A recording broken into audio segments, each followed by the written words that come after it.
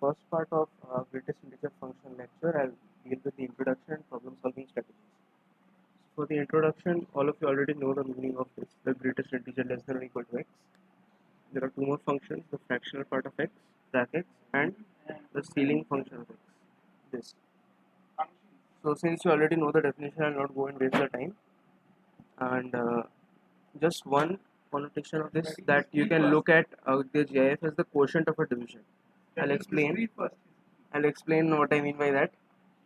So suppose you want to okay, I'll write this. This is the Euclid division lemma, a equal to bq plus r, where 0 is less than equal to r, which is less than b. So if you take it as a by b, you divide both sides by b, you'll get a q plus r by b. Now look at the range of r. It will be 0 is less than equal to r by b, which is less than 1. So this range exactly matches with the fractional part range, and this is also an integer. So that is why if you're looking at x and you write it as some a by b, so the GIF will be the quotient when a is divided by b, and the fractional part is just r by b, or whatever is remainder out of the GIF of x, which is subtracted from x itself. So this is the quotient of a division. And the last part of the introduction is that the graph looks like step ladders. You might know already, right? You want to know why it looks like this. So between here the value is the same, then it jumps at the integer point like this. That is the introduction part of it. And there are some properties of GIFX. Most of these are known to you, and they're also in the handout. You can look for the proof. So the main ones are that GIF of x plus m is GIFX plus m, where m is an integer. So if you can take out an integer outside. Also the nested GIF, how many ever there are, don't matter, it will just give GIF. And all of these properties you know. So two properties I'm going to show which are important, not so common, but for the proofs there are two important tactics that I want to show, and that is discussed in the problem solving strategy also. So the first one is this, GIF of x upon c equals to GIF of x by c, where c is an integer. So try this proof first of all, then you can watch the solution. So the strategy to be used here is very common actually. Substituting x equal to n plus f, where n is the GIF of x and f is the fractional part. Okay, so I'll first look at the right hand side. Also, this also looks very familiar to the a by b form which I just discussed about the quotient. So it would be a good idea to, okay, first of all for the left hand side, GIF of x by c. Since GIF of x is n, so I can just write it as n by c. Okay, now if we want to go into our division format, I'll write n as some k times c plus r, whatever this is. Fine. So the value this you will get is equal to kc plus r by c, which is k. Why? Because r by c is less than 1 and k will come out as an integer. So integer plus the fractional part, you'll just get the integer. So this is k. RHS GIF of x upon c. So x is kc plus r plus f.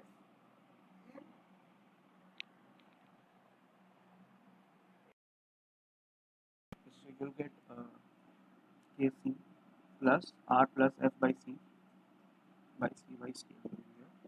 So you can take out the integer outside, k plus GIF of r plus f upon c. Okay, so we see r over here. So let's see what's the range of r supposed to be. Since a is the So you will get 0 is less than equal to r, which is less than c. Now, since r has to be an integer over here, so you can write less than equal to c minus 1, right? And f, you already know f over here. Uh, so, sorry, f by c must lie between 1, right? So if this is here, so you can add these two. 0 is less than equal to r plus f, which is less than c. So if you divide both sides by c everywhere, so 0 is less than equal to r plus f, which is less than 1. So that means this is the GIF of r plus f upon c will be 0. So you get k over here again. So the only thing that was the strategy was worth noting, that substituting x equal to n plus f, and sometimes when you see a fraction inside the GIF, you can take the Euclid division lemma form. This was one of the properties. Next one is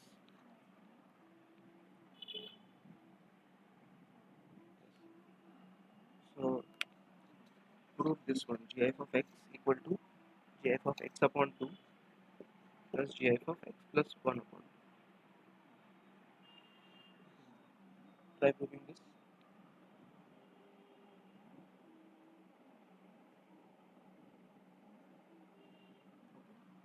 So again, you can use the same type of strategy. Uh, that might be useful here. And one more thing that you can use is, this strategy is particularly helpful in IIT type problems. RMO maybe not so much, but it's like taking cases. Taking cases will always help in GIF sums, because you'll see that when you get some equation in GIF x and frac x and x, okay, so you can equate as frac x equal to some function of x and GIF x, and now you can exploit the range of frac of x to be from 0 to 1, and to solve that you just put let x lie between 0 and 1, then you will get value of GIF(x), and then you solve for x and see if it is valid. Then take value of x from 1 to 2, then GIF(x) you get as 1, and so on. We take cases and you can solve this one, particularly in the equation types ones which come in IIT.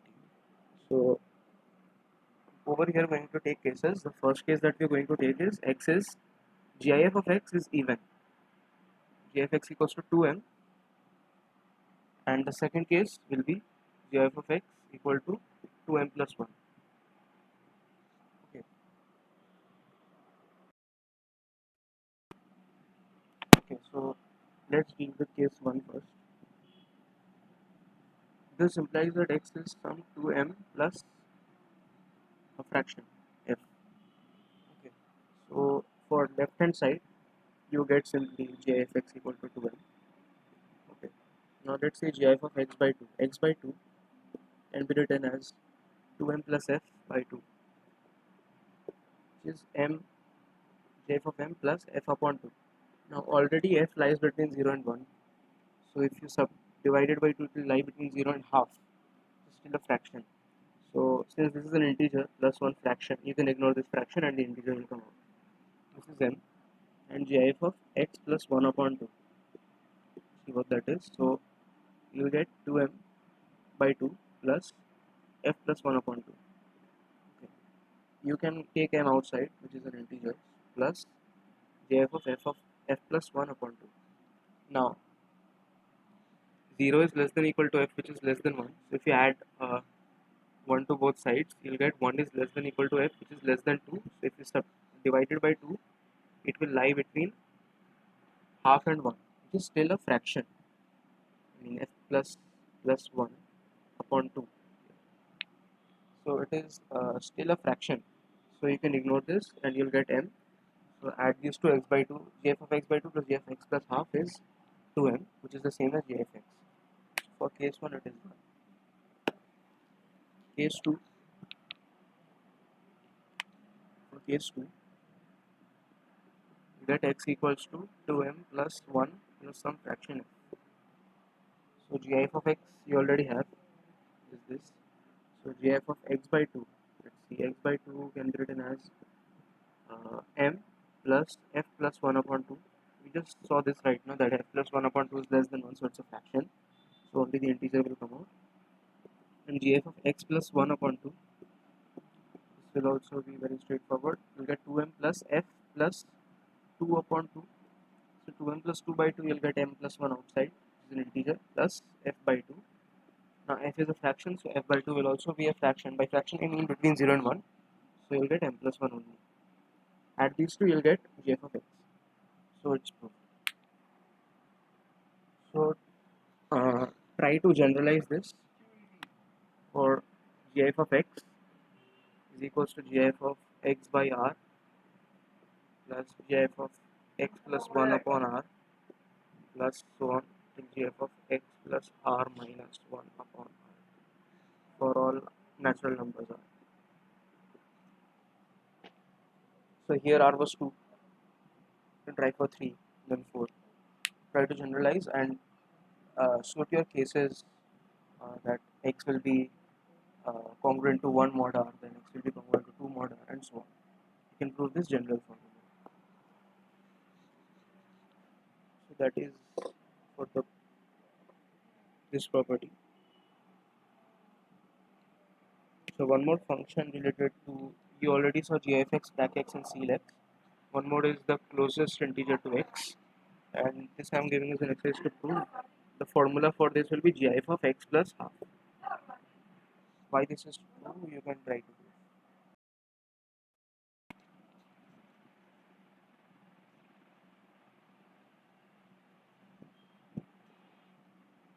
And the last formula property is the largest exponent e of a prime number that fully divides n factorial is given by sigma I equal to 1 till infinity of n by p to the power of I.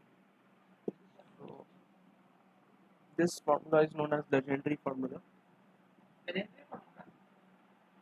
and you might have seen it already. So it's like find the number of zeros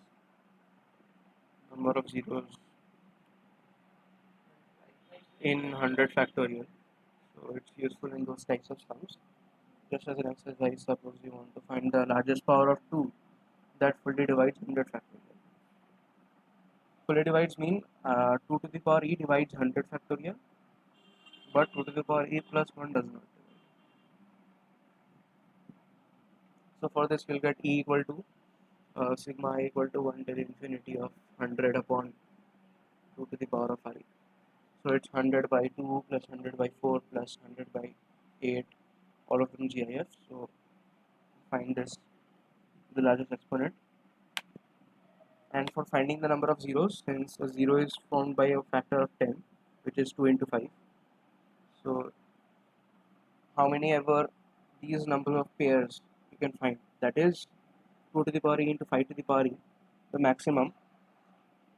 So that will be the number of zeros. So since 5 is more rare in the factors than 2, so the exponent of 5 that divides 100 factorial fully is the number of zeros. You're familiar with this most probably. The introduction part is over. The next part, that was the problem solving strategies. I already told you this. The first one was x equal to n plus f, where n is the integer and f is a fractional part, that is from 0 to 1. And the next one is taking cases.